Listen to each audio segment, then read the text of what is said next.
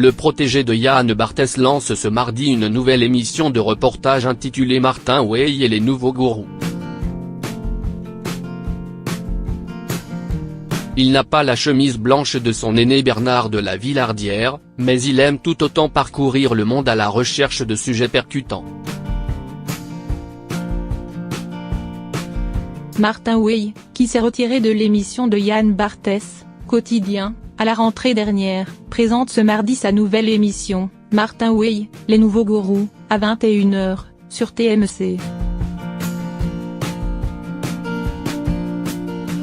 Le logo du programme ?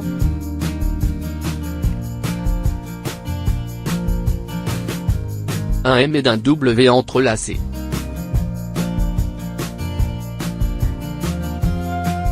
Voilà qui donne le ton d'un programme plutôt centré sur son animateur.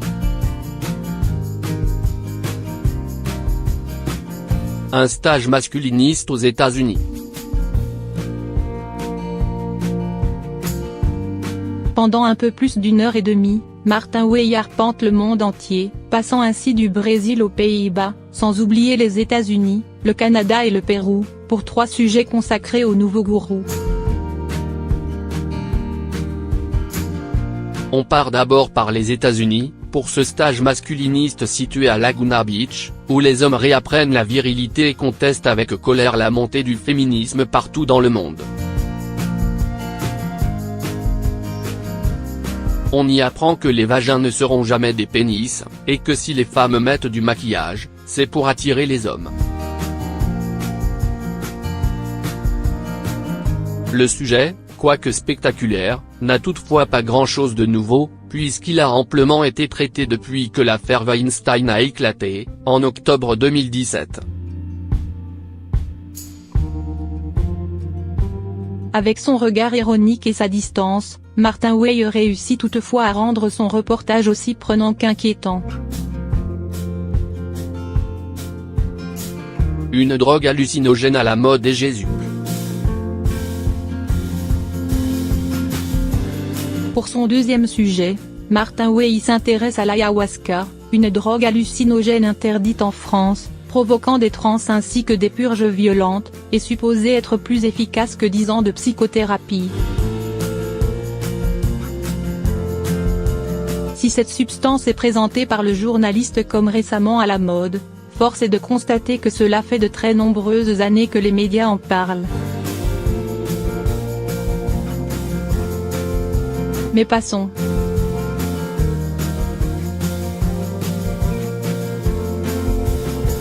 Le journaliste part interroger Alberto Varela, gourou controversé ayant bâti un empire aux Pays-Bas grâce à cette drogue, avec le lancement d'une école européenne d'ayahuasca.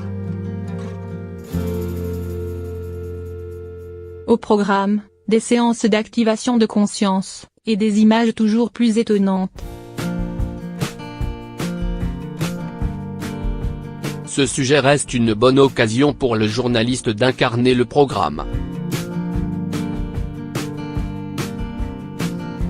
Quitte à laisser passer au second plan ses intervenants.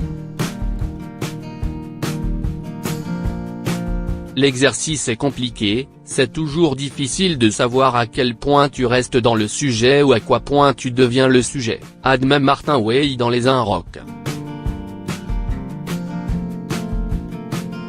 Je pense que ça dépend de chaque thème, parfois on en est content, parfois non. Plusieurs fois au Petit Journal ou à Quotidien je me suis dit qu'on était dans un truc trop incarné.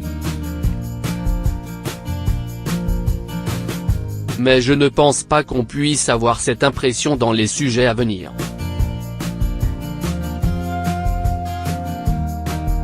Après une pastille humoristique digne de Quotidien, intitulée Les 6 gourous les plus barrés, Martin Weill s'intéresse, pour finir, à la secte brésilienne d'Henri Cristo, fondée en 1982.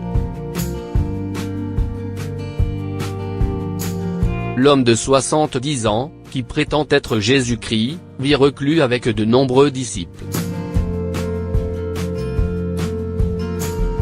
Encore une fois, Martin Weill n'hésite pas à donner de sa personne pour que le reportage, sans doute moins fort, fonctionne, enfourchant carrément une trottinette électrique devant les caméras de TMC.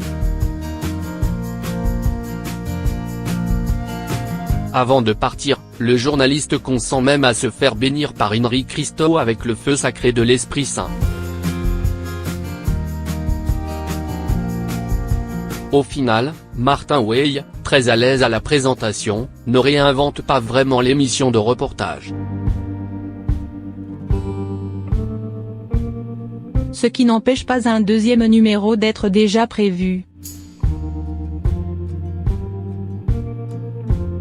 Comme le précédent, il s'intéressera aux obsessions de notre société, et parlera cette fois du corps parfait.